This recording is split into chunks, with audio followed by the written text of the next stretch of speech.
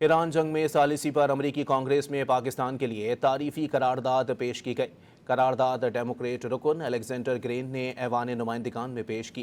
करारदाद में पाकिस्तान की अमन के लिए कोशिशों और सहूलतकारी पर तारीफ की गई। करारदाद के मतन में कहा गया है कि अमरीका ईरान जंग में पाकिस्तान कलीदी सालिस का किरदार अदा कर रहा है। तनाज़े में हज़ारों जानें ज़ाया हुई।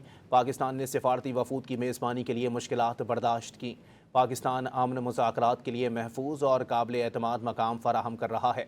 करारदाद में मज़ीद कहा गया कि पाकिस्तान मुस्तकिल अमन को मुमकिन बनाने के लिए अहम किरदार अदा कर रहा है।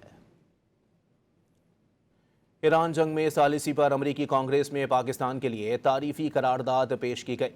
करारदाद डेमोक्रेट रुकन अलेक्जेंडर ग्रेन ने ऐवान नुमाइंदगान में पेश की।